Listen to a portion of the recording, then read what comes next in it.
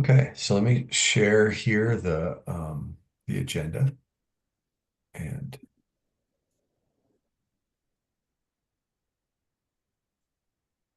can everybody see that? Hmm. Can everybody read it Well, no, yeah. better? Okay. All right. So called the meeting to order at 6:03, 6:05 now. Let's roll through the consent agenda real quick. I had sent out the meetings or the minutes from the December 19th meeting. Since we didn't end up having a February meeting, we didn't have a chance to um, approve those minutes. So we wanted to take a vote here to approve those minutes. If anybody has any questions about those, if you had a chance to review those, now's the time to ask those questions or ask for any changes or additions to those minutes. Okay. And not hearing anything, all in favor of accepting the minutes? I I All right. Anybody opposed? All right. So those minutes are accepted. Does anybody have anything they want to add to the agenda or anything on the agenda that needs to be changed? Okay. we Anybody might have? we might be able to do just a super quick fundraising update, which will probably take 2 minutes. But yeah, Okay. I had something like as far as the IF4. yeah, exactly. We can Yeah. talk about that one. Yeah, I've sounds good. got that down. I've got that down there in new business, actually. That's a Cool. note. So I'll definitely ask you for some updates then. I was planning on that. So yeah, thanks, Scott. Have anybody have any comments or remarks you want written into the record? No? All right, cool. Moving right along. All right, upcoming stuff. We've got quite a bit coming up on the calendar this month and the next 30 days. So next Wednesday, April 23rd, Mark Beardsley, who, if you haven't met Mark, he's kind of one of the beaver dam analog process-based restoration gurus in the country. And we're fortunate to have him living here in the valley and doing a lot of work here in our valley. And he's the one that's doing all the design and leading the 4 Mile Creek restoration project, which Ricky's been working on all month. He's going to be doing a presentation at the BB Community Center on Wednesday night next week, which should be really interesting, just talking about that 4 Mile project. And so that should be really cool. We've been kind of putting it out, but if you have a chance to come, it should be a really fascinating presentation. Ricky, do you have any thoughts on or any add about like what he's going to be talking about that you know of? I think that he was kind of talking about it today, so he's going to mention talk a little bit about what's going on at 4 Mile, a little bit of the history of the ranch that was up there, like it's an old abandoned ranch. But mostly just kind of talking about beavers and kind of what they do for the landscape. But it sounds like it's going to be really really interesting. So Yeah, and I'll be there, so I hope to see sounded all cool. those pieces. Nice. the time for that event. I believe it's Um, six I to think eight, it's I at believe. 6, yeah, 6 to 8. Yeah. We sent out a an email blast today about it that had some information on it. And then I think that is on the calendar on the website too, if you don't have that email. So, and then on the downside, the April 25th and 26th, there were volunteer work days scheduled up there and got canceled last night. Scott, I'm sorry I didn't get a chance to Um, tell you that before it went out, but just in I guess time. there. Oh shoot. That I was is going to actually get involved with one of those. That's too bad. What was the just lack of human power, or what happened there? Do you want? Ricky, were you gonna say something? Yeah, I was just gonna say it may not definitely be canceled. There's some folks working to try to get it to be not canceled. It was a insurance liability issue, and I think some folks are trying to get it transferred to a different organization if Chafee and Vision is willing to work with them. So Yeah, that's not going could to happen. still happen. I talked to Cindy today. Oh, Yeah, Yeah. Garna has. Yeah, it was a liability thing, and Envision doesn't have a operating agreement with the Forest Service, and the Forest Service is unable to sign new operating agreements right now. So Garna does have an operating agreement with the Forest Service, and they were gonna take it over, but I guess there's some other things besides that going on. So Envision decided they didn't want to try to jump it. They're just going to postpone it and do it later in the season. So yeah, Gotcha. we're trying, but yeah, Cindy, I talked to Cindy this afternoon and she said no. Okay. The last thing I got from Jess was like 2 hours ago, and she was like, "It might be more complicated. Hold, please." So Yeah, that was the last that I yeah, heard. yeah. So unfortunately, that's postponed. Um, but then you can still drink beer on the 25th if you want. So Yeah. um, there's that's kind of a two-pronged thing on the 25th. Um, all the folks from Colorado TU are going to be in town for the spring rendezvous. So this is going to be an informal get together at Elevation in Poncha. So there'll be, chapter presidents and vice presidents and officers and whatnot, as well as the Colorado TU executive board and staff will all be around. So it's a chance to meet some of those folks or re-meet those folks if you know them. And the other side of that is that Elevation's first cast IPA, they did a limited run that's a Garna benefit. So it's a really cool looking like rainbow trout patterned can. And they're donating proceeds from that to Garna. Well, they made like 500 cases or something like that. Um, so that's kind of cool too. And Garna's a great partner for us. So it'd be nice to celebrate or to support them as well. So if you can get down there, it should be a good time. April 26th, that's following Saturday, is the board meeting, the CTU or rendezvous/board meeting. So if you want to come and sit in a room and listen to talk about budgets and strategic plans and fun stuff like that, you're welcome to do that as well. That's at the Scout Hut. That'll be kind of all day. Um, May 3rd is Project Healing Waters event at Franz Lake. So we'll have vets coming up from Colorado Springs for that. Um, I haven't been as involved. I've been out of town more than I wanted to lately, dealing with a family illness. But so I haven't been involved with Gene and the up to dates on that. But the last I heard, I thought he was looking maybe for some more mentors. Does anybody like Don Schotterbeck, have you been kind of following along with his progress on that? Yeah, no, I think his most recent email said he had a good group. Okay, good. Yeah, I All think right, he's good to that's go. great. Okay, awesome, cool. Yeah. And then related to that, just while I'm thinking of it, we had a plan to do a second Healing Waters event up at Don Harville's place in August, but Project Healing Waters is kind of at capacity. They already have a full calendar, so we're going to be just doing the one event in May this year. So, and then next year we'll try to work with. We talked to him in like I think in January even. Gene was talking to him about these events, which we felt like was probably early enough, but I guess not.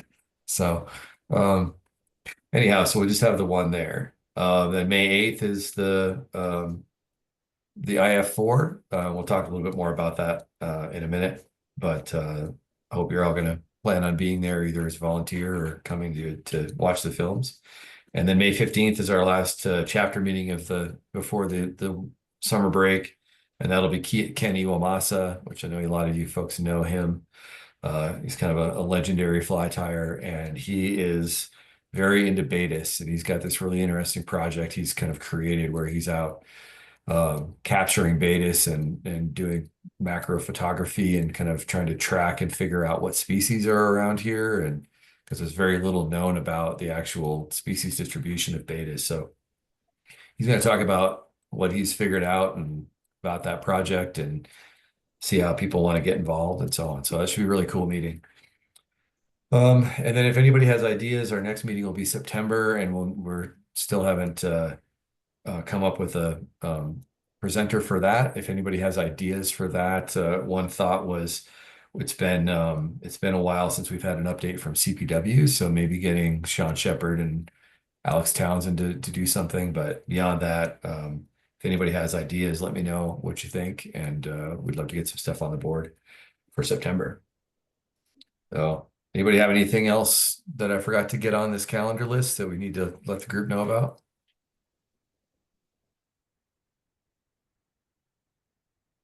No, cool. Then I am going to share. All right. Are you now looking at a photo or are you still looking at the agenda? I can never tell if it's going to change screens as I screen. I want that plywood. So, okay, you're looking at pictures.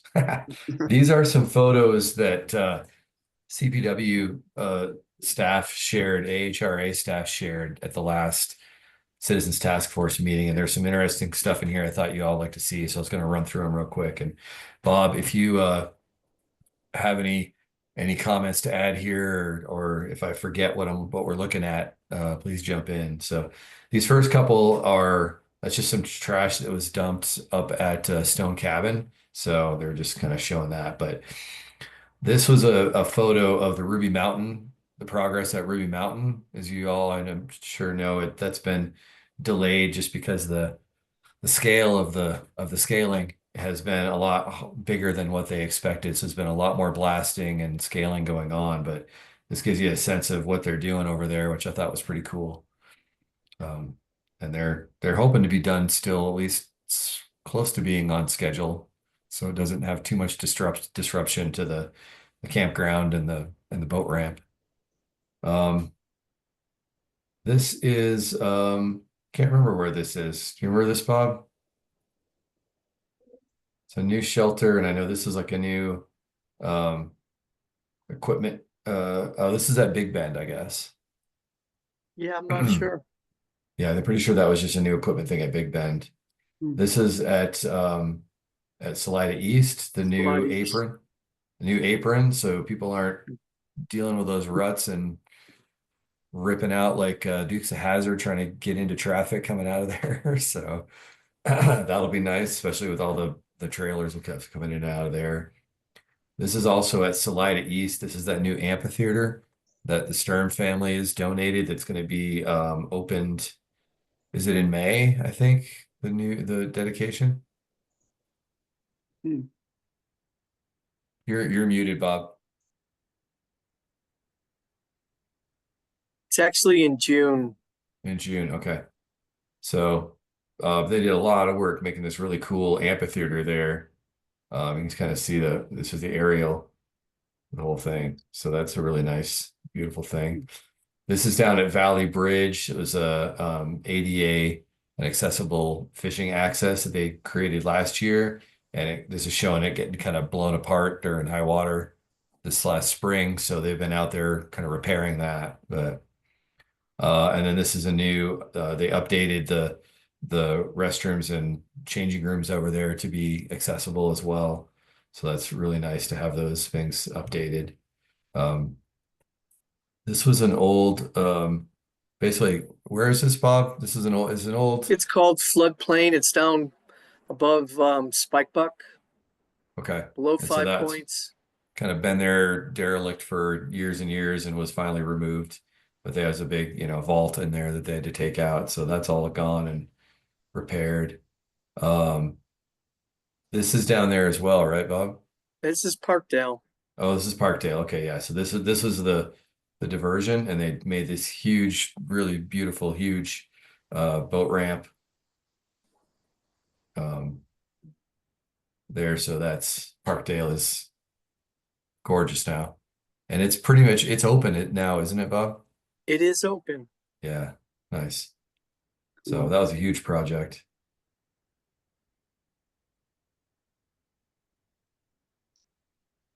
So just showing how brave and crazy these guys are getting getting into the water with these huge snags, clearing this stuff out.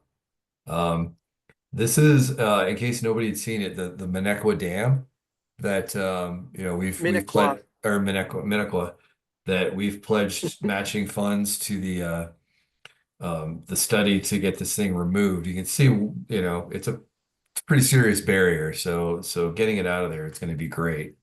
I hadn't seen anything other than aerial photos of it, so I thought it'd be interesting to see the scale of that thing. And then they had a bunch of Well, Um, Chris, actually on the Minnequa, that won't be, it'll be removed, but it's gonna be replaced. It will still be Yeah. a structure there correct, that will have correct. a, a fish, so-called fish ladder boat chute. So Yeah, it still has to move a lot of water into that canal. right. Yeah. Thanks for that clarification. And then they've been replacing picnic benches at a variety of places around AHRA. So, but I just thought there was some there that pertain to some things that we've been working on. So I thought that'd be of interest to share. So, um, okay. So if nobody has anything else, we can jump into the new business here. The first thing on there that I wanted to just kind of let you guys know about is a new project, which I think is pretty cool. It's going to be primarily a Garna project, but I think it's going to be a great opportunity potentially for volunteers from Collegiate Peaks TU to get involved. And so essentially what it is we're working with American Whitewater and American Rivers and the Pew Charitable Trust and Running Rivers. And let's see, who else is in here? Parks and Wildlife, the Mountain Studies Institute, so on and so forth. Basically, what this project is the Water Quality Control Commission uh, has various water quality designations that they will give to different streams. The highest of those is outstanding waters. And what that is it's a stream that's been demonstrated to have very, very high water quality. And giving it outstanding waters designation protects it and basically means that nothing can be done that will degrade it from that outstanding water's that high quality. So it's not easy to get, but and it requires a couple of years worth of water quality data showing that it meets that threshold, and then also a lot of public outreach and things like that. It's an involved process, and so there's lots of groups that are working on doing this. Right now, we're reviewing a list of potential candidate streams to do this work on. They did this in the Gunnison Basin a couple of years ago. They started it, and then they petitioned the Water Quality Control Commission, I think last year, on I think it was 24 segments of river, and it got most of them designated. So we're working on the same thing both in the Arkansas Valley and then in the Rio Grande Basin. So Garna has been working on that. So it's just in the very starting stages right now, but I think it definitely has to do with TU's mission. And as things progress, I'm hopeful that we can get the chapter involved in doing that sampling. Because if we have 20 or 30 segments that we're working on, we're going to need a lot of people, and that's going to be probably Lake County, Chaffee County, Fremont County, all the way down. We're talking about stuff all the way between the headwaters all the way down to Canyon City, probably. So, anybody have any questions about that or ideas or thoughts or want to get involved? We're having lots of meetings. So Sounds, Mind I being mean, involved. other than it sounds great, yeah, it's, I'd like to learn a little bit more about it, Yeah. before. Sure. Yeah, Ricky, I can get you in there. We're trying to get things kind of refined down to a practical number of segments in time to start sampling this year and catch runoff this year. So, but we've had meetings with CPW folks like Alex Townsend gave us a lot of really good info on his thoughts, and we're working. He kind of shares the basin with another aquatic biologist, so we're working on getting info from them and so on. Yeah, so like I said, I just wanted to kind of let you all know that that's kind of out there getting started, and hopefully we'll have the chapter involved more as it comes on. Cool. Next thing on our list here is the kids fishing derby updates. Good news there is Susie Lauderdale and Paula Farrell are taking over or have taken over the July 4th derby, so they're going to be organizing that, and which is great. They're already cranking along on that, so that's terrific. that we've got them on that. And then we'll still have other folks, Rick Helmick is going to be involved once he gets back in town and doing the final things and making it happen. And then Jerry Wright and Jeremy Ward, who did the Labor Day Derby last year, are both on board again for doing it this year. So we're great there. And thanks to Kim's suggestions, Arc Anglers is on board to be a sponsor for this. And so we've been talking a little bit about how that might look, and they may be the ones that provide prizes. One thing we've been wanting to do is upgrade the quality of the prizes we're giving out. And, so it may be that Arc Anglers kind of takes the lead on that part, but we're still talking about that. And then they're also going to be helping us with staffing. So and we'll figure that out as well. But that's great news, I think, to have them on board.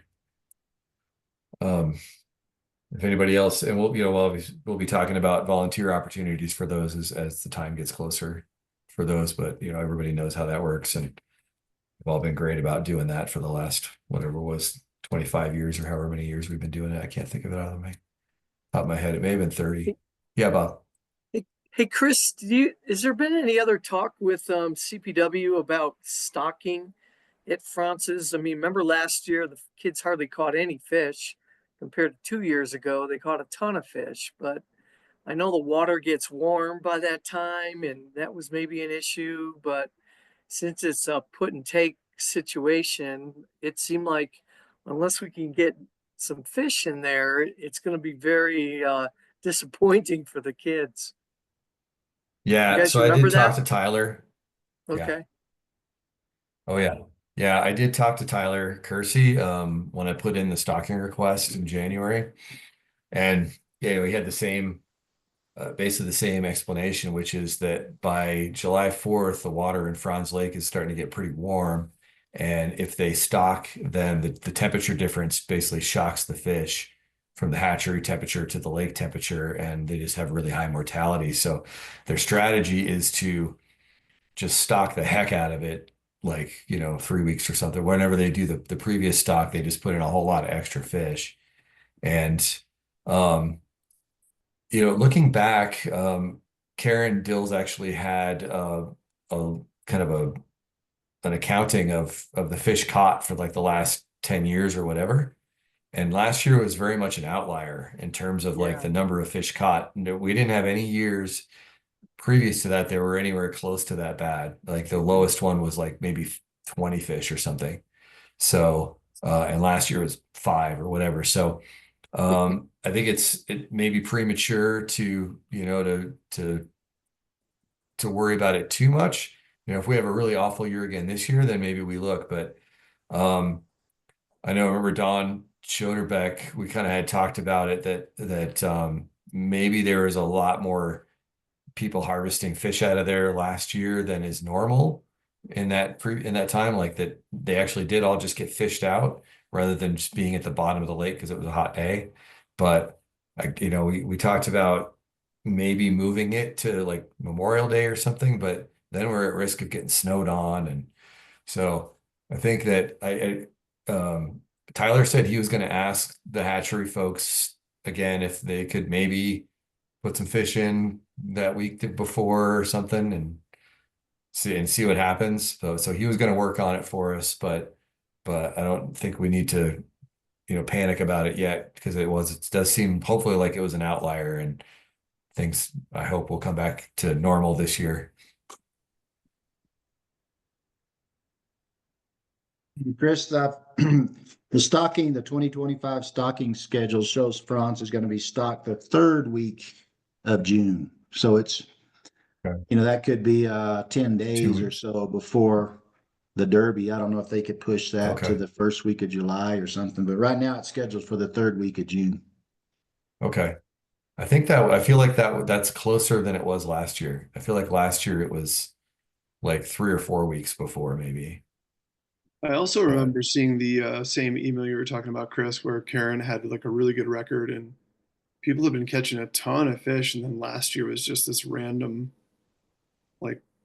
it was an outlier. Yeah. So, Yeah. Well, I hope it's an outlier and not a start of a trend. well, So I've never fished France and I don't know really much about harvesting, but who knows? So yeah, Yeah. hopefully this year we're Yeah. back on track. Yeah. Yeah. No, we'll definitely keep a close look on it and see what happens this year and see if we need to make changes based on that. Cool. So, any other thoughts on derbies? No, other than I just think we owe a huge thanks to the folks that are taking over that July 4th Derby. It's Yeah. great. I'm so glad we got people recruited and they're eager to help, and it's a big, that's a big win. So Yeah, definitely. Definitely. Cool. So I have four fundraising update. I'll say from my part, I'm a little behind schedule in Salida. I said I've been out of town more than I wanted to the last month, and so I haven't been able to do quite as much as I've been able to. Um, we do have the Arkansas River Conservation Collaborative. Thanks to Bob, is coming on as a new Cooperative. sponsor. What cooperative? Sorry. Yeah, I know that the acronyms and the names are so close, like with Arwick that you work with, we all work with.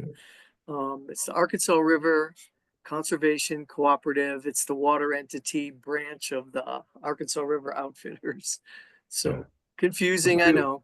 I'll tell you what, Chris and Bob, you guys do a hell of a job handling all the acronyms because I'm trying to follow along and it's like, oh my God. There's a lot. Collaboratives and Yeah. cooperatives, and you just, I'm like, I've got like a little cheat sheet written down here for, all the, I'm trying to Yeah. follow on Instagram. I'm trying to like check them all out, but you guys do an amazing job. Yeah. So yeah, so they've come on as a new sponsor. They're going to sponsor the bar this year, which is awesome. And Cool. then Salida Family Dentistry is also going to be a sponsor again this year for the second year. So thank you, Dave, for that. Thanks. And things are looking good. Scott's been hard at work. So if you have any updates, Scott? No updates, and don't I want to focus on the wins, but we've had a couple, people that sponsored last year that, I'll give you one example. Alpine Lumber Co. has, was mostly Colorado, but a little bit in New Mexico and some other places, a local-ish company that really valued that. And they got bought by a huge outfit out of Texas over the last year. And so when I went in to talk to them, our local contact, Karen Bond here in BV, she was like, oh my God, it's not the same as it was. And you're not likely to get a donation. We can't help you this year. And Rocky Mountain Lumber, they gave last year, and I followed up a few times, and I just not getting anywhere. So I've been in touch with 38 places, and we've gotten 3 donations. So, which Yeah. we know it's going to be a smaller percentage, but it is a little down just from what last year I had. So, but we had a couple of big Yeah. wins. Full Circle gave 500. Ace Hardware. Right. And Some they're a other. new one. Yeah. They're a new sponsor, so that's good. So Yep. Exactly. no, So there's some wins there for sure. yeah, we do what we can and we do what we can. Yep. Exactly. So if anybody has any spare time and you want to come jump in and help Scott and I, that'd be terrific. 'Cause we're into the last couple weeks here. So we'd love any help anybody can getting out there and following up and so on. But Yeah, I'm high country, I'm sure. Well, I'd be surprised if they didn't give again. I apologize. I sent a text to Scott Urkel, who's the outgoing president. He's retiring next month. Right before this call, I remembered I hadn't contacted them, but they've sponsored the last 2 years. The new guy is a guy named James Bove, who I've met, I engaged with, but I'm working through Scott. I know Keith, you mentioned, I think they gave 250 or 300 the last couple of years. I'll ask for more. Same thing. It's a subsidiary now of a larger, whatever, bank, regional bank chain. But I think they still seem to be. It still has more of a regional bank kind of feel with respect to these kind of things. So hopefully, we'll get something there. I didn't when I went to the Twin Lakes Coffee that I go to on Friday mornings. I mentioned they're based out the general store, the Inn, and the Roadhouse. The is for sale. The Inn's never really made money. I don't think a donation there is likely. I know that the owners of the general store and the Roadhouse pretty well, but the coffee ended up being a kind of a remembrance of a gentleman, John Kester, who was really involved up there, who passed away recently. He'd been battling a couple of diseases. So it just didn't feel appropriate asking for money. You know what I mean? But I'll probably be there tomorrow morning, weather permitting. So I'll try again up there. If those guys, it'd be just the nature of the businesses. It'd be, small checks if I'm successful, but we'll see what I can do. So, but apologies, I didn't get back to you guys on these yet. Okay. Oh, Yeah, no thanks, worries. man. Yeah, I'm glad to hear you're engaged up there. And I actually one thing I wanted to mention I didn't mention before, Mark and Chris was, I did try to make a couple inroads in Leadville, and I thought most likely place to start is the fly shop, right? And never heard back. So, tried a couple others that I thought, a friend of mine up there at Sen Melanzana was pretty engaged with the community and has donated quite a bit. And, I didn't really get anywhere with them and Leadville Outdoors and just a couple others. But, I did take a stab at Leadville, like I said, I said I wanted to. So unfortunately wasn't able to go in person, although, as you guys all know, when you go in person, the decision maker / owner is not there half the time anyway, and you're passing off a flyer. So, but yeah, so it's glad that it's good we're making efforts at some new areas anyway. So that's good. Yeah, no, absolutely. And it's tough to go in to try to go and catch the owner, the decision maker 3 or 4 times in Leadville. You can't make that Sure. trick over and over. So no, Yeah. I appreciate you doing it, man. We're So also competing with another film festival that's next weekend in Canyon City, sponsored by Royal Gorge Anglers, another fly fishing show. oh I really? You guys know I that? saw that Oh, one pop up. Yeah. Yeah. I Well, didn't realize and For that. sure. and there already one a couple weeks ago in Salida. February. There was one in February with Anglers Covey in the Colorado Springs. Mhm. Yep. Yeah, and then Yeah, there's plenty of yeah, competition out there. I just thought, yeah, I kind of crafted a special email for Leadville, just making our local pitch, and particularly somebody like the Fly Shop. I thought, Trout Unlimited, there'd be a connection, but never heard back. So, yeah, yeah, you're right, Dave. There's the Vet X did the F3T down at a church again about a month ago. That's part of why ours is a couple of weeks later this year than last year, was to try to get a little separation from them. Um, but they didn't get very much. They didn't kind of like last year. They really did very little to promote it until like the last week. So they only had maybe 50 people there. So mhm. I don't know if they're going to do it again next year or not. So we'll see. But Speaking of um, sales, Chris, did you have were you going to provide just a little update on, I mean, the last couple of years at least have sold out for IF4. Do you have you heard anything about um, that? Like how we're looking on sales or upriver? yeah, the last I saw, I think we'd sold 35 tickets, and that was a few days ago. I got an email God. from Andrew at Upriver. We did a Facebook boost. Um, we just got posters and the paper tickets. I think a couple days ago they got those in stock. So Mhm.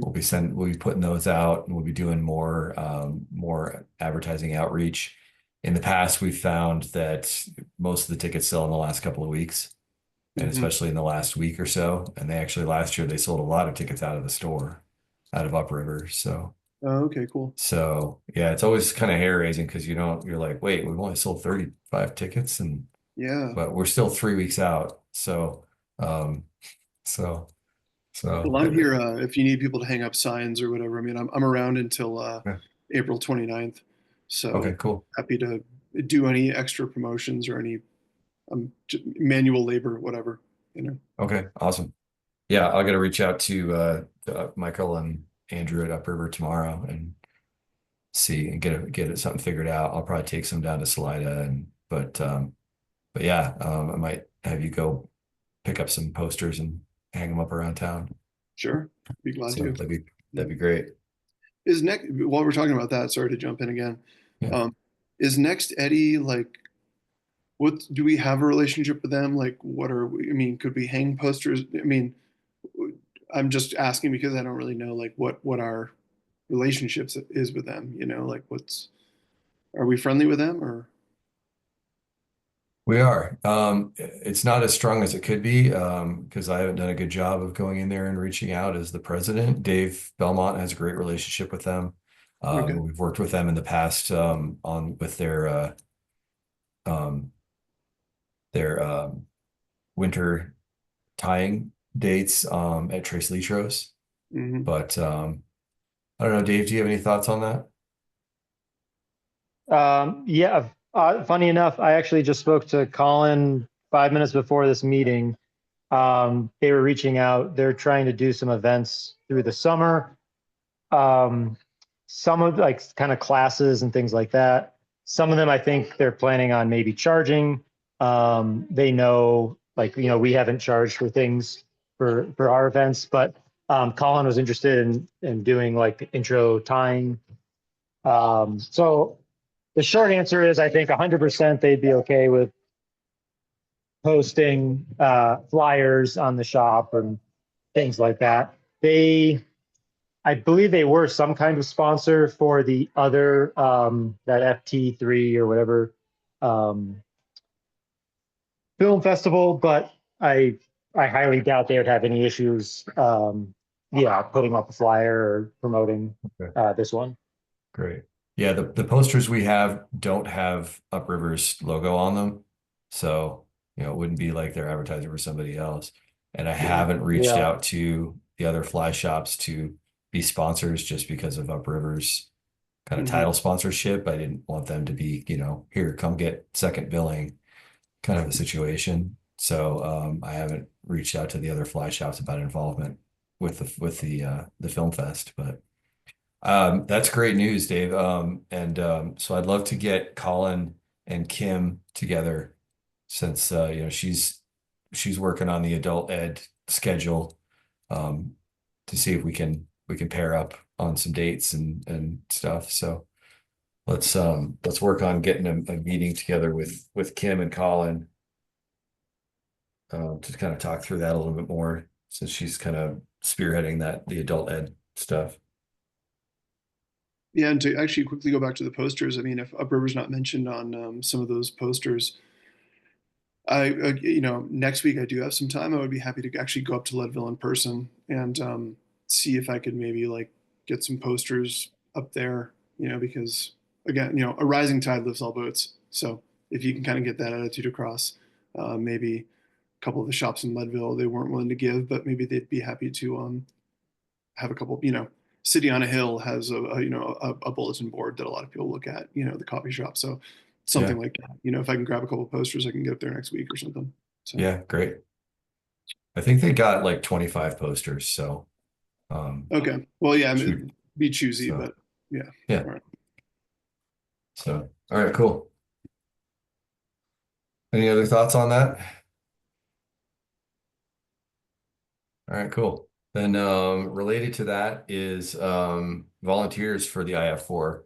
I know a lot of you obviously have volunteered multiple times in the past, and we would love to have all hands on deck if possible, because we're going to need people to work the raffle tables, and that's both just kind of talking about them and making sure people are putting the right half of their ticket in and that kind of stuff, and then also we'll have one or two people that'll be selling tickets essentially, and we'll have the square thing to swipe cards, as well as cash, and so it's going to run pretty much like it did last year if you were there last year. And then we'll also need some people to take tickets at the door, to take admission tickets, or check names off of lists and give out wristbands and whatnot. So and then we'll need to do breakdown at the end, and then we'll also have a table for the chapter outside. Hopefully going to have somebody from Fly Gals there to represent Fly Gals at that table, but we'll also want to have somebody there to just to talk about the chapter and what the chapter does at those tables outside. And we're going to have a Casting for Recovery is going to have a table there as well, and we hopefully are going to have a raffle item for Casting for Recovery again this year, like we did last year. So I think we'll have those. Those will be our two nonprofit tables out front. So, I staffed that table last year and I'd be happy to do it again. okay, awesome. Have a partner or somebody can switch out, you know. Yeah, yeah, I'll make sure that's staffed. great. Thanks. Anybody else want to step up at the moment, or you want to reach out, or I can reach out with an email to try to get everybody figured out. I need to create a like a staffing table spreadsheet kind of thing and fill it out. Well, I was just going Okay. to say, actually, you know, last year the raffle table was myself, Brian Ward, and his partner, and unfortunately, none of us are going to be able to be there this year. You know, I'm Yeah, traveling for work in Africa, so, um, but yeah, super bummed I can't be there. But so that kind of leaves that's three people that, you know, so we may need to like reach out to whether it's Jeremy Ward or some outside, you know, members who have been a little yeah, more active, like maybe somebody can jump in there or something. But yeah. yeah. And then we'll have Jerry Wright will be there. He's our games master. I don't know what the Well, exact he term was is kind of a for tech it, but wizard last year, actually. yeah, yeah. So hopefully we'll have him at that table. Because yeah, all this he has all the square stuff at his house and kind of Oh yeah, runs that and the raffle he was our stuff. guru. Yeah. So and Chris, if you're a volunteer, you don't need a ticket. But you will still be able to watch the nonprofit table, and the doors and the raffle will not be going while the films are running. So you'll still be able to watch the show. So, Chris, I can volunteer again this year. You can put me down for volunteering. okay, awesome. Chris, I could work the front door again. Great. Yeah, you're the pro at that. We always need a bouncer, Bob. So Yeah, look at the size of me. Yeah, I'm a bouncer.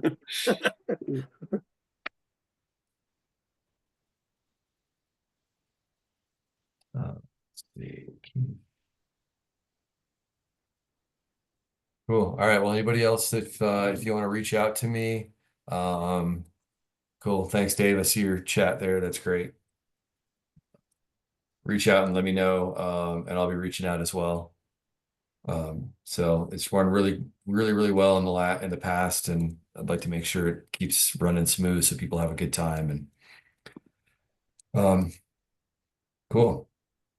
Any other ideas, thoughts?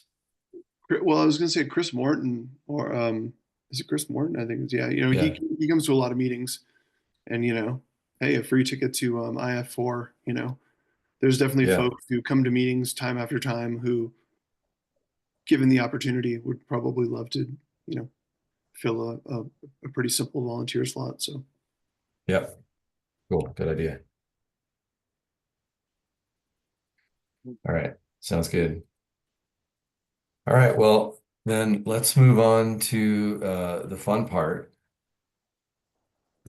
which is the budget, which y'all should be looking at now. Is that correct? Okay, cool. Yeah. So hopefully everybody had time to look at this a little bit. So I guess maybe I can just start by asking if anybody had any questions or concerns you wanted to bring up now that we can talk about, and then we can kind of skim through this real quick.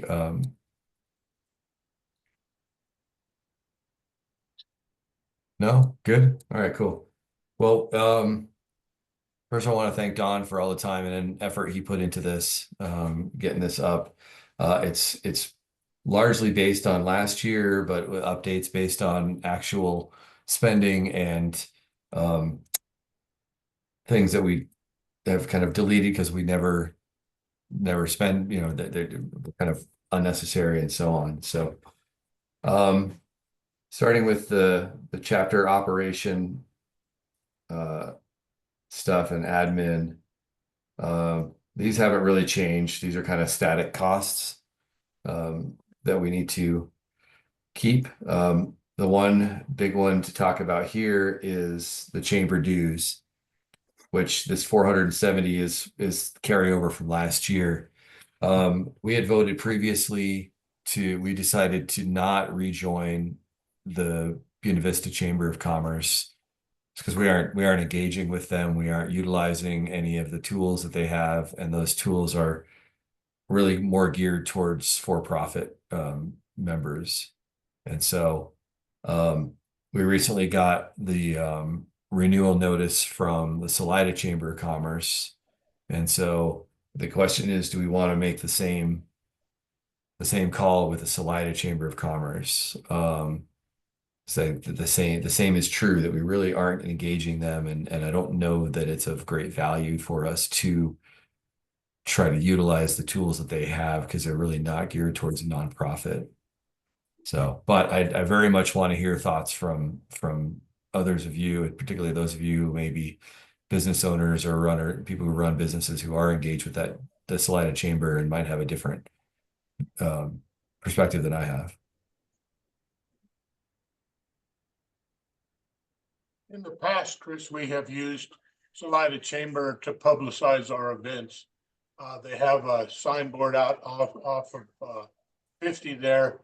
You used to have to go and put in the letters by hand. Now it's all electrified. I didn't find that really added to our attendance in those events. And that's really the only thing I remember us participating in past years, is using them as a publication source. So I guess I'm not a strong advocate of retaining that membership. Yeah, and the only thing we've used that for in the last few years is publicizing the 4th of July Derby. And we're on the list this year, so we may not end up doing that, but I had the same sense that was maybe not a huge. And if we're looking, Don Harville, was it $160, I think was the fee? Yeah, 165. 165. Yeah. Okay. So, and I mean, if we continue doing what we're doing now, if we decide we do want to renew that, I think we should make an effort to try to utilize them more. But based on what we've been doing, what we're doing currently, I don't think $165 is a great use of money for, one use of an electronic sign to promote the fishing derby. So, so I guess we should, so the proposal for that would be to take it to 0, and not renew that membership. So, does anybody have any thoughts, or is anybody opposed to doing that? Here, Chris, I'm with you guys. I think that I don't know, think that return is just there, So I support the group. Is everybody basically in agreement that we should not renew that, and we should take that line item in the budget to 0?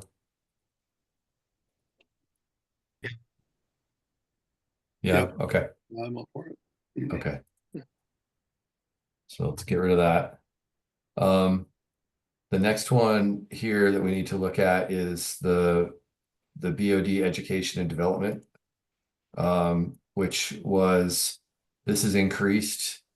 It was 500 in the last budget, but we spent more than that last year. And this is essentially, that's not the most clear name.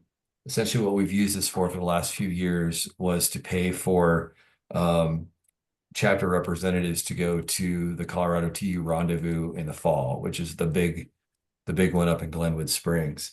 And I always attend. In the last couple of years, I've taken somebody from the board with me. Kim Letourneau went 2 years ago. Ricky went last year.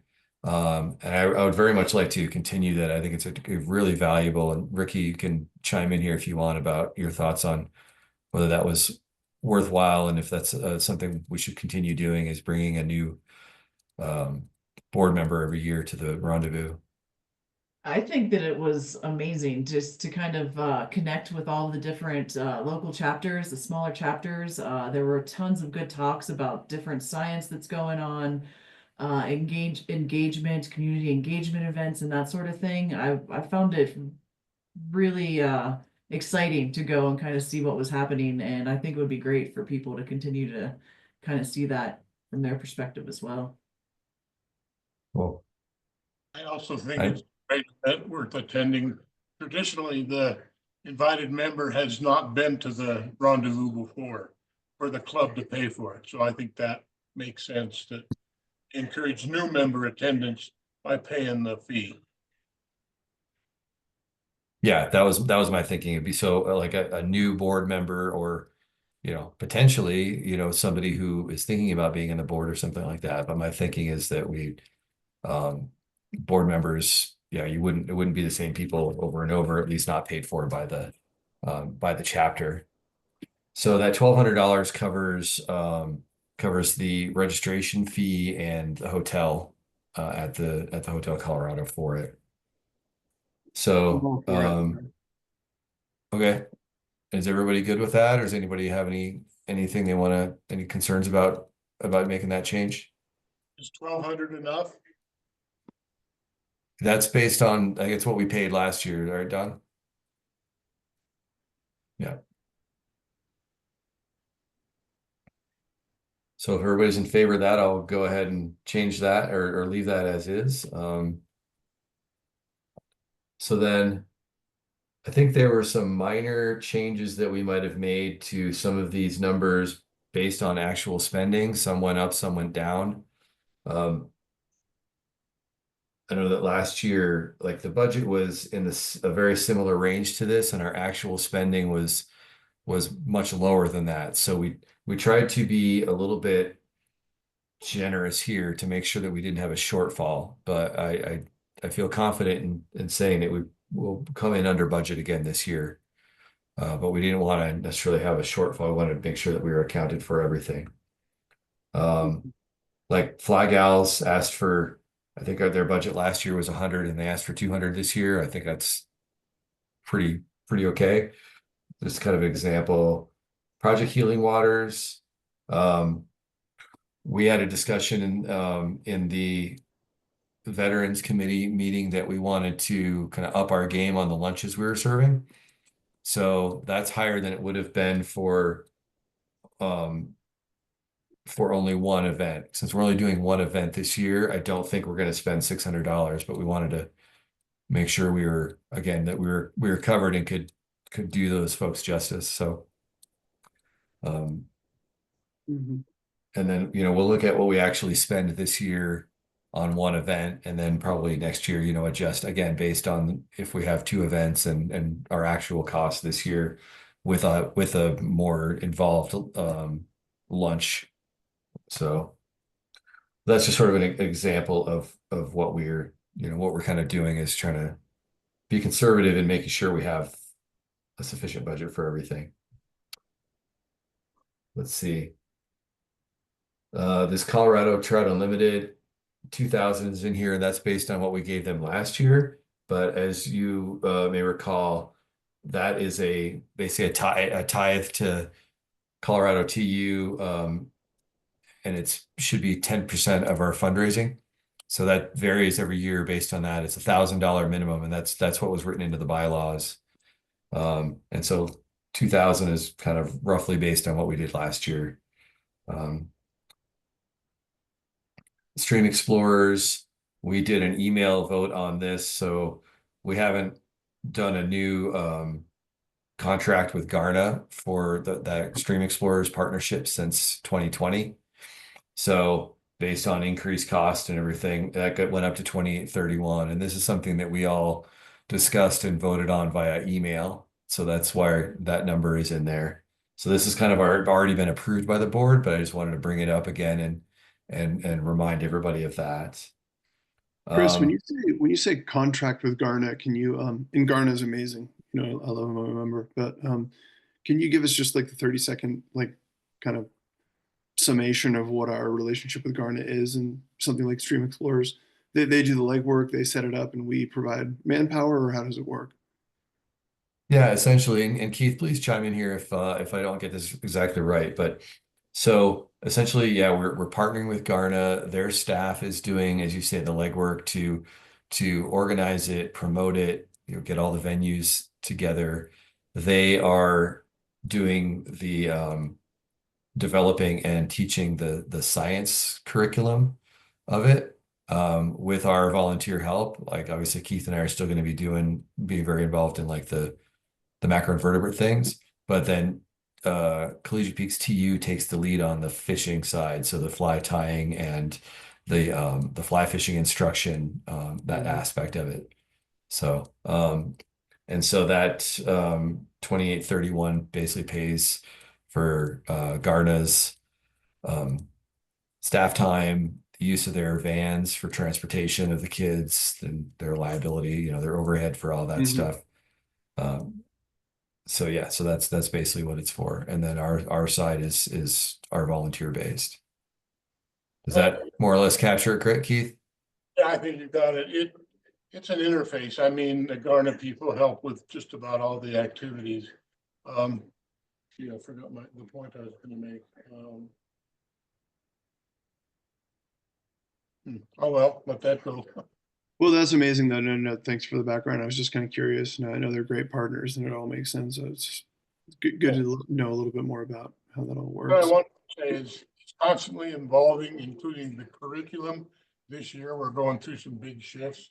So that's a collaborative effort, but some of the stuff we were doing just wasn't working out, like building aquariums and giving a kid a fish that dies the next day. That just wasn't the kind of lesson we wanted to learn. So the program is evolving, but we can always use other volunteers from the chapter. Mm-hmm. Well, that was one of the actual, mention of the school programs with Salida, Beavy, and Leadville was, even with people that didn't, donate, was something that kind of like their eyes kind of lit up a little bit more during my fundraising spiel. So I think it's such a valuable program, not just from a fundraising perspective. Obviously, it's like I love kids learning about rivers and fishing, so I think it's great. But yeah. Cool. Yeah. Cool. And so then the other items down here in red are other basically things for projects that we've mostly discussed. So the first one on here, and there's a couple here that I added today. I went through and reviewed all of our commitments, and there are a couple that we hadn't captured. So I did add a couple of these today. So I want to make sure that we look at those. The first of those being this SARP, is South Arkansas River Restoration Project. So that's the South Ark ELC project. We have a grant from Colorado Water Conservation Board for roughly $67,000 to pay for design. And we also have a $10,000 grant from Colorado TU for that. That the Colorado Water Conservation Board grant has a 25% match. And laying that out, basically how the budget is laid out, we can do half of that match in kind. So like my volunteer time, Ricky's volunteer time, everybody else's, Keith's volunteer time that's goes to working on that project, we can count as match, based on an hourly rate. The other half of that has to be cash match. So, and that's what that Colorado TU $10,000 is.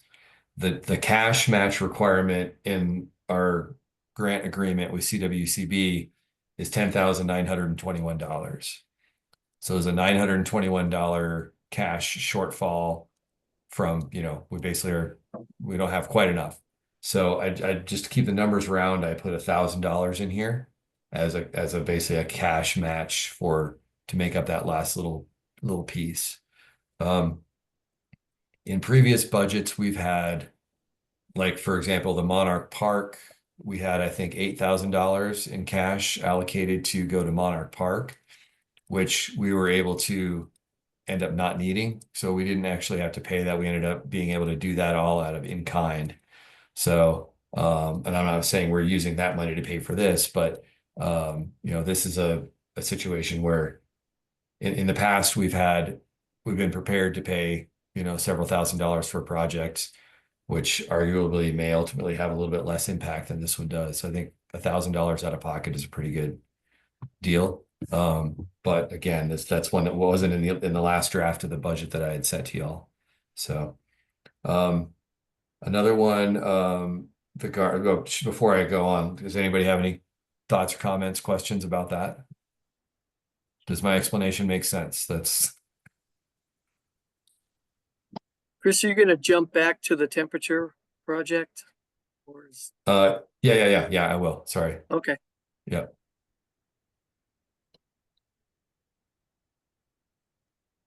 Anybody else? Okay.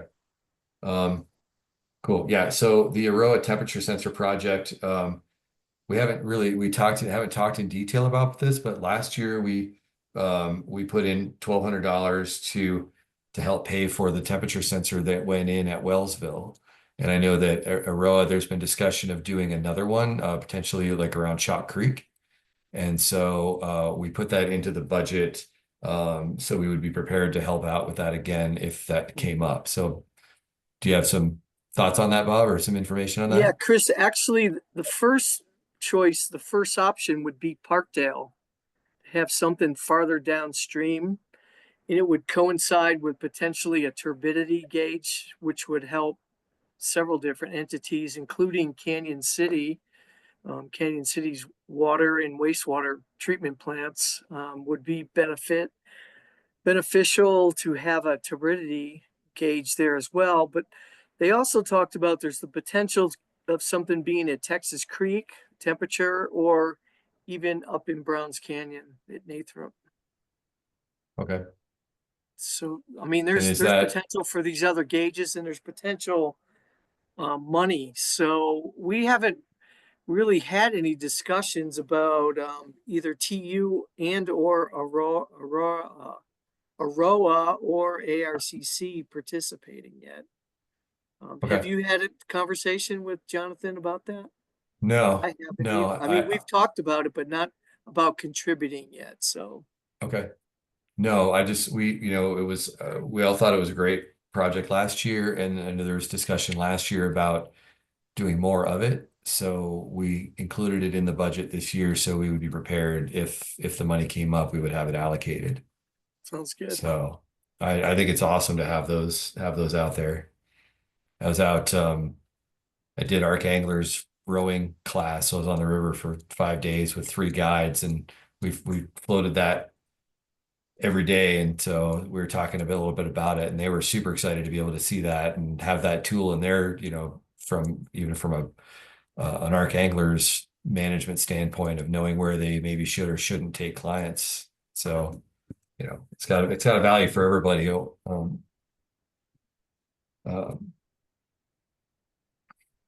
all right. So the next one is the Garna porta potty funds. That project is ongoing. Garna has got approval from the sorry, from the county to handle that project.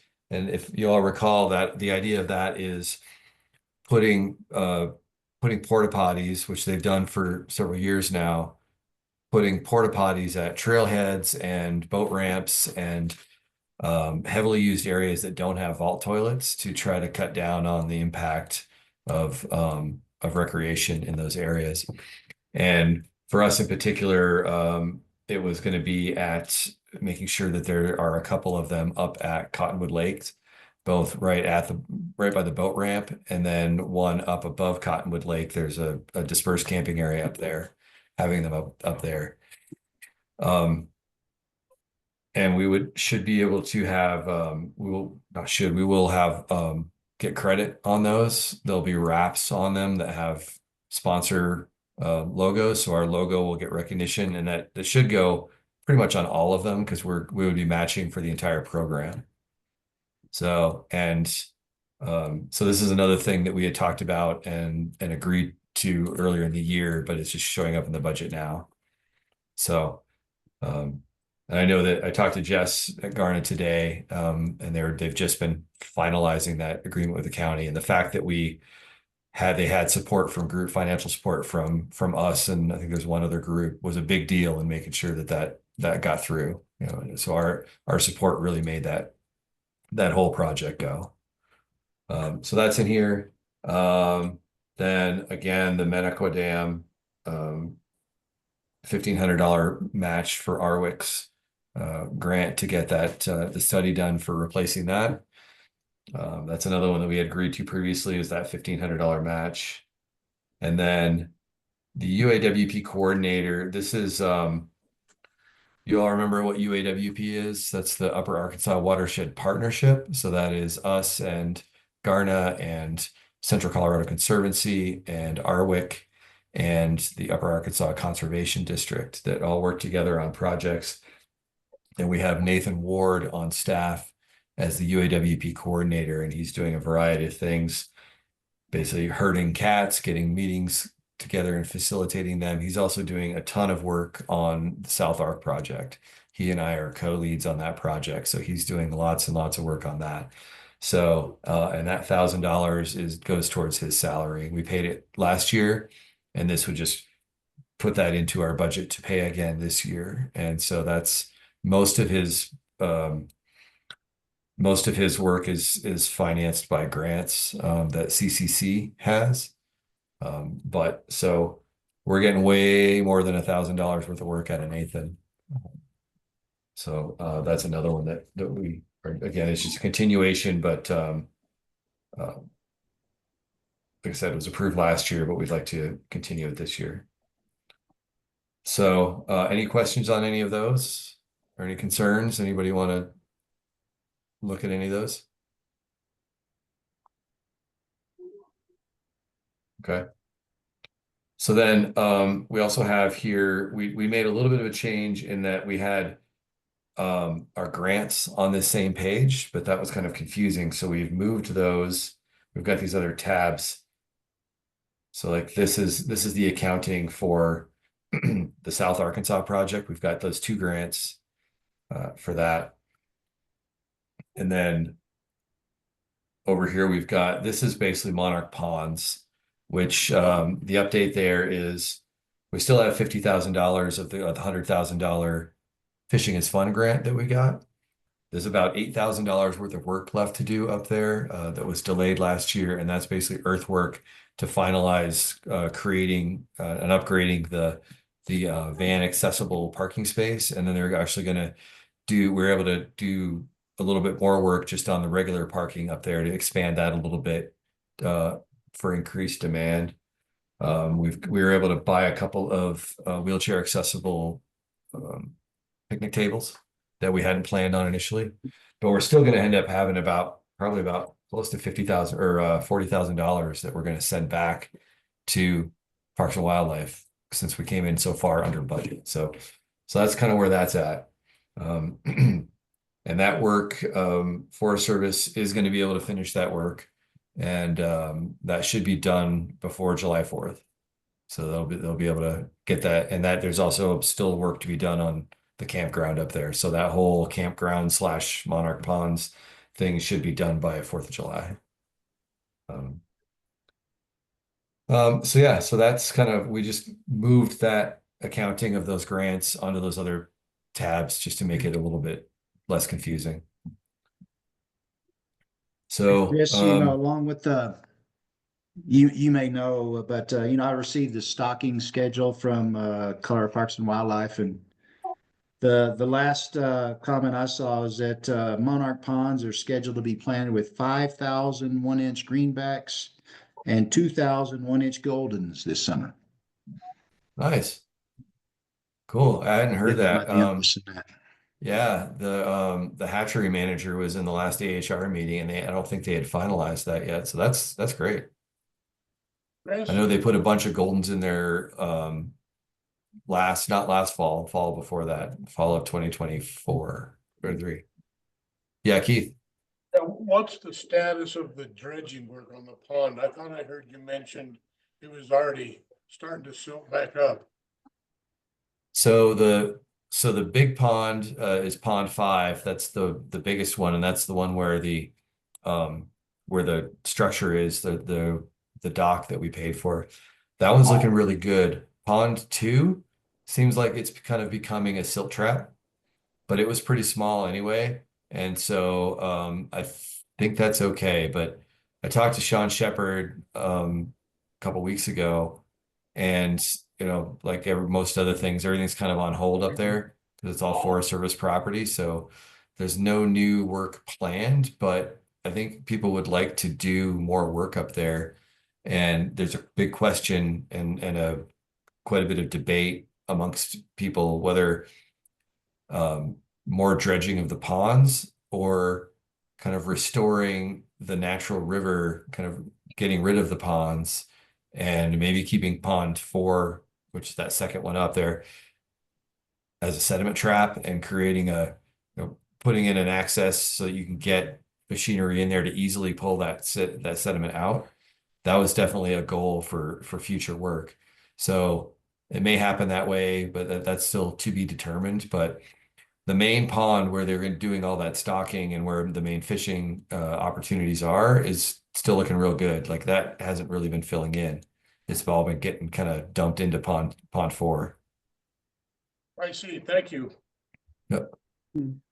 So do we have any I'm not asking for like numbers or reports or whatever, but like anecdotally, the response has been good to everything up there. Like people have been enjoying it, people have been fishing, like it's been well received is I guess what I'm just kind of curious about. Yeah, I think so. I don't with the campground is closed still, so I think that there hasn't been as much traffic. Sure, There sure. definitely have there definitely have been people who have been asking about the idea is that's going to replace Foose's Hmm. as a fishing destination. And Foose's was stocked with catchable trout. And there it doesn't sound like there's any plan to stock Monarch ponds as a put and take fishery, which I think is good. I don't know that it makes a lot of sense to do that up there. I think you'd have just a massive kill every year, but um, so in that regard, that people may be disappointed that they can't instantly go up there and catch a 12-inch rainbow stalker. But Hmm. I think long term, the goal is to have a really cool, golden trout, greenback. There's a bunch of Sure. brook trout up there now, so we'll see how they interact. But I think that's the goal. So it's not going to be an exact, one for one um, trade-off in terms of like how it's managed for Foose's, but yeah, I think especially once that campground opens up, I think people are going to really dig it up there. Cool. No, good, good. Yeah, I was just curious, but yeah, it was like, and is there some kind of like is there any kind of signboard up there or any kind of like information about like um, fishing regulations or any kind of, or is it a pretty like natural open environment? I haven't been up there, so It's I don't know if I can find a photo here real quick. But it's a really beautiful. You got gorgeous views down to the east, mhm. down Monarch Pass. Yeah. I mean, I backcountry ski up there all winter long, and I know it's a beautiful location. Just kind of it's just wondering it's like anything telling people it's like catching these wild fish an amazing experience. And for the record, I have nothing against harvest. That's how you get kids involved in fishing or whatever. So I'm not coming at it from that angle, but it's 35 bucks for a fishing license or whatever it is now is whatever 6 fish dinners at Safeway. So you know, sustaining a fishery is a great idea. So I love it that we did that. Yeah, so this is kind of a looking from the upstream side, basically with my Mhm. back to pond 4. This is not all of pond 5, but this is the pier, and you can Cool. access it right along Mhm. there's a pathway here. But it's a gorgeous spot. Um, Beautiful. Love it. yeah, Love it. That's so awesome. but in terms of signage with that, no, I mean it's typical regulations. There's no special regulations up there. Yeah, of course. Um, I get it. And yeah, the only signage that I know that's going to go be up there is we've had a sign made, an aluminum sign that to be put on the dock there that basically talks about how it has our involved, like basically us fishing is fun. Forest Service cooperated to create to put up that structure and stuff. So we'll have that up there, but that doesn't really talk about like fishing regulations. Oh, all good. Yeah, no, that's great. So Great. cool. So do we need to have more discussion on the budget? If possible, if people are comfortable with it, I'd love to um, vote tonight and ratify that budget. Um, so is there any other discussion on that or any concerns or changes or thoughts on the budget? Hey, just one comment I'd just like to make is that it's still, even with the additions, still really, I think, pretty conservative. I mean, out of a $40,000 budget last year, we spent 24K, and this one's 26, so it's really a reasonable, doable budget. It's still pretty conservative, really. So I think I think it's very doable. Cool. Actually, one question. Thank you for that, Don. Yeah, I mean, obviously we're doing well with the money that we have. I guess one question I would have, and this is kind of coming from like the communications committee, I guess.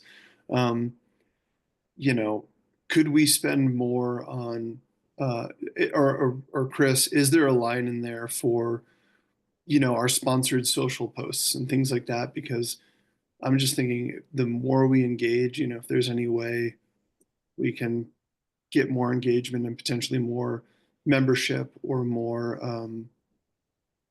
return or donations or whatever, not to sound like I'm coming at it from like a cynical financial perspective, but you know what I'm saying? Just like, um, do we have, I see we have lines for communications. Um, just want to make sure that we give ourselves a little bit of room there because it might help to boost a few posts or it might help to do a little bit of a membership drive, if you will, or whatever, Yeah, just throwing that out there. right. So we have $200 for advertising under fundraising. Hmm. And I think that would cover things like boosted Facebook posts or something like that would certainly come out of that. And anything that we're advertising that we feel is we need to pay for advertising for, I would Mhm. imagine would be something where we're looking for a return on investment. So Gotcha. something like that, like come to the film fest or a membership drive or something like that. Yeah. And that covers the photocopies for, the F4, IF4 and things like that. Yeah. Gotcha. Okay. Yep. Yep. Yeah. And then we also have a contingency under fundraising for 150 and so on. So we've got, yeah, that would certainly cover that. That's a great question. So, Yeah, I was just kind of curious, and I don't know, and if you or maybe even Keith or people that have been around a bit could answer this, but like, have have you know advertisements in the Mountain Mail or whatever helped to gin up a little bit of local membership or fundraising in the past? I'm not too sure because I mean I just see and the reason why I bring this up is just because we all see. I mean, Don sees him. We all see him. Like so many people out on the river fishing, and people that are enjoying. I don't want to say the fruits of our labor. That there's a lot of people involved, but like people that probably given a second thought about it, if something was put in their face, would become a member or would donate. Has there been any kind of return from those efforts in the past? I don't know who's the right person to answer that, but just kind of throwing it out there. I don't know. I'm coming at it from a membership perspective and a fundraising and a communications perspective. So yeah. That in my experience, the paid for advertising we did in the Mountain Mail and Chaffey County Times was kind of a thank you ad for when the Caddis Festival was popular and up and running. We'd always post a thank you ad there. We've gotten breaks on, I think that fishing magazine asked for some information from us. So we provided some articles for that I think we had to pay for too. But basically, there's not a strong history of doing that. I did successfully start that letter, the CPCTU letter article in the papers. That's got mixed success, but that would be a way to let people, I always thought it would be a good way to let people that aren't normally involved see our logo and hear something what we do, and then there's always was an appeal to or, if you're interested, here's the website link to Mhm. sign up for. I think that would still be effective. The reason it stopped is I lost authors Mhm. to write that article, 700-word article, and we could Gotcha. get that in once a month. I think you did one too, didn't you, Scott? I think I got one. Yeah, and actually, you brought up one of the main points I have written down here on my pad, Keith. I was going to actually kind of throw out here at the end when it came time for just wrap up or comments. I said I would write one this spring, and I volunteered for it. So I owe an article, and I'm going to do it before I leave for Africa. And I was going to kind of throw out there just, hey, anybody have any topic ideas? Um, so since you brought it up, I appreciate that. Um, Patch that in. it could be like what we're proud of that we've accomplished. It could be what we're looking forward to in 2025. It could be trying to get some like muscle and fundraising behind a project that we really need, like the South Arc or something like that. So um, it doesn't have to be answered tonight. Anybody can email me, personally. Like I'm happy to write an article about that. And I was tardy on my commitment that I made, so I apologize for that. But um, I yeah, think that would be great. The only criteria I'd suggest is to not do a fish story article. We sure. did one of those, so. Yeah, so something tangible, something with results that we've achieved, or something that we hope to achieve, or something that can kind of get the community like feel like obviously show that we're doing something, and that kind of thing. But yeah, so yeah, sorry, that's it for me. Cool. No, we'll give it some thought. But I think, yeah, that makes a lot of sense to kind of maybe talk about some stuff we've achieved in the past so that we can Mhm. prove to people that their money is going to be spent on something good in the future. Or yeah, talking about I'm not sure when we're going to announce the Stream Explorers, but maybe that would be a cool one to just talk about Stream Explorers and couple that with the announcement of the registration being available. Because we've struggled a little bit here and there with getting a lot of kids to come, especially to the BV one. So we have an article in the paper. That's an avenue for advertising Stream Explorers that we haven't really used yet. So maybe that'd be a good topic for one. Mhm. That would be a good topic to Yeah, and focus actually, on. I just was kind of jotting down some notes here on my pad, and with Chris or Keith. I mean, if I could reach out, Keith, I know you have a long relationship with a lot of people in town, and I mean both towns, and it'd be really cool if maybe we could say like, I'd be happy to write an article about what is Stream Explorers and what do we do, and if I could connect with you maybe, and you could get permission from parents and whatever, like if I could get a couple quotes from some of the kids or something, like how was the field trip? What did we do? Like it was so great that we learned about the river, that kind of thing. Like, because I think the last one I wrote was kind of more of, it was a recitation of kind of like what we've done. So if I had somebody, whether they wanted to be named or unnamed, that's fine. But just like, hey, a couple quotes from kids who have been extreme explorers, I think that'd be really great, to have. Okay, I'll help you where I can. Yeah, I'll follow. I'll send you an email, after this. Cool. Great. Any other thoughts on the budget?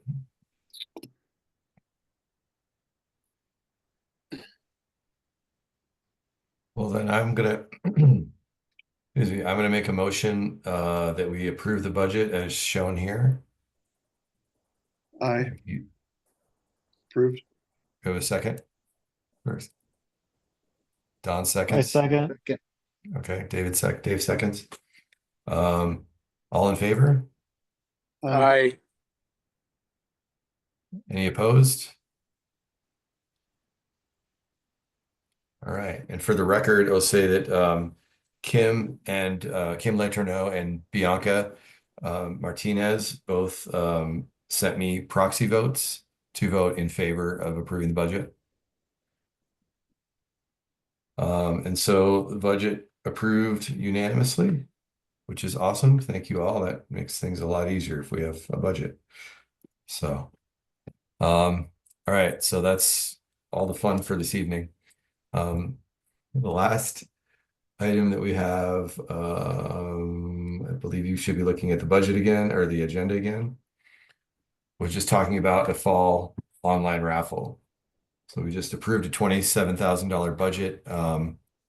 And we may or may not meet the fundraising levels that we hit last year with the film festival. So knowing that, I definitely want to do an online raffle this fall. We did one 2 years ago in the spring where we raffled off, I think it was 6 float trips that we had from various people. And I want to do that again. Last year we kind of, or 2 years ago when we did it, we were kind of in conflict with a couple of other raffles, and I think maybe we didn't have as good of a return. So we talked a little bit in the fundraising committee meeting about doing one in the fall and having it be for trips in 2026. And so we just need to make sure that that's cool with the outfitters that we talked to about it. I already spoke to my friend Scott, who owns Spinner Fall out on the Green River, and he's down for doing a trip for 2026. We've got that one in the can.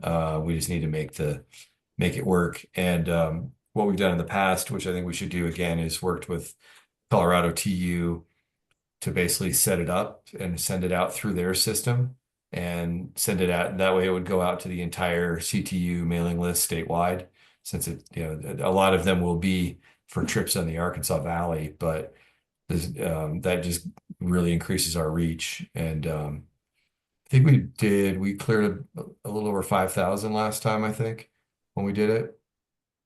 Yeah. So, and maybe if ours is in the fall, when other people aren't doing it, maybe we can do a little bit better. But so I plan David Nickham from CTU will be here next week for the rendezvous, and I plan on talking with him about it then and getting the ball rolling, because we worked with him last year, or the last time we did it, to get it set up and run it through their system, which worked pretty well. They've got the system to do it. We have our own raffle license, but we can run it through their raffle license, and they have the whole, like, the approved, like, random number drawing system and all that stuff. So for drawing the winners and so on. So just want to let you know that's in the works, or will be in the works as well. So I don't know if it's going to require a lot of effort from the board, unless somebody wants to donate a trip or something. But so last thing we had here, Veterans Services Committee, Gene sent out some of this stuff is still on here from when we were going to have a February meeting. So y'all should have gotten the Veteran Services Committee report from Gene, which just kind of talked about, obviously, what at that point we were planning 2 trips, but as we talked about earlier, we're down to 1 trip now, which is too bad, but I think it's going to be a great trip. And then Gene and some other folks have been working with Parks and Wildlife out at Franz Lake to make some improvements to create a picnic area out there that's improved, that we can use, and will be available to other people to use, obviously, as well. But a bunch of folks got together and went out there and pulled up fence and hacked weeds and so on. So fundraising committee, we also sent that report out, so you should have gotten that a while back, and we've kind of reviewed today the 2 big things on that list, which is the IF4 and this fall raffle. Kim is still working on adult ed committee report. We had that meeting back in February too, I think. She is working really hard to get a really great slate of stuff together. She, not just her, other folks on that committee are working together to do a bunch of really great adult ed stuff. She's working on a calendar of events and working to make sure that those coincide with, like, Arc Anglers events and Garna's events and other things that are happening in the community, to make sure that we're not, conflicting with other people and can get a lot of people in. So that update will be coming along with, ask for volunteers to help run those things. And again, Dave, I'd love to get Colin and Kim connected to talk about how Next Eddy might want to get involved with that. Yeah, for sure. I told him I'm gonna see him at the shop tomorrow. Okay, So we can great. chat some more. Okay, awesome. Yeah. Chris, in addition to the fundraising item there, I've been talking about big donors and I finally started that process. So I give you an update of how unsuccessful I am so far. I contacted Fading West by phone, and the uh, administrative secretary said to contact the owner through email. So I sent him 2 emails about 10 days apart and haven't heard back anything. I know he's a real busy guy. He was out of town both times I called. I will follow up on that, but so far, I don't know how to generate more success with a cold call like that. But I did start that one. And then Excel Energy, you guys all know, was involved with the removal of the hydropower plants and the taking out the dams and stuff. What's your name? Christine Johnston. She's the the senior environmental analysis. She was kind of the project manager for all that removal. I thought, well, they're already involved with that part of the stream. I'll just see if they want to join our financing effort. And she was coming to town, but we couldn't organize that meeting. So within 2 to 3 weeks, she should be back in Salida from Denver, and we'll, Chris and Nathan and I will sit down with her and see what she has to say. I'm looking for part of the cash match for the South Arkansas, which, is a multi-million-dollar project for construction. So that's all I've done. Anybody have any ideas about how to get into Freeport McMoran? Let me know and I'll try and get us in there. Yeah, let me work on that. I know that like Garnet was getting some good sponsorships from them, and Katie Davis had some contacts up there, so I can reach out to her and see if she has any thoughts. I actually may even have an old email from her about that very thing that has those contacts in it. So let me take a look and dig that out and see if I can find something for you.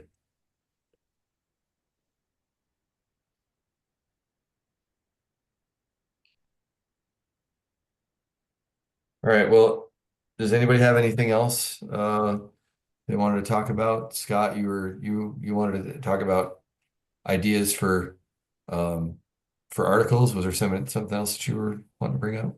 No, I think actually that sounds. I think focusing maybe on Stream Explorers or something with the schools sounds pretty good for now, and I'll follow up with Keith after the meeting on that. I just wanted to let the board know in terms of the scholarship committee or just the scholarship, I've sent out the application. I've shared that to half a dozen schools in Colorado. The deadline for that is June 1st. And then I believe we have 2 weeks to review and then pick a winner. So just kind of giving everyone an update on that. Great. That's terrific because we'll be able to catch him and have him announce it before class gets out. So that's great timing to get that out now. Thanks. All right. Well, if that's it, then we can call it. So adjourn the meeting at 7:38. Thank you all again for your time, and hope to see you at all these events coming up. Should be a good time. All right. Have a good night, everybody. Yep. Awesome. Thanks, Chris. Bye, Bye. folks. Thank you. See you.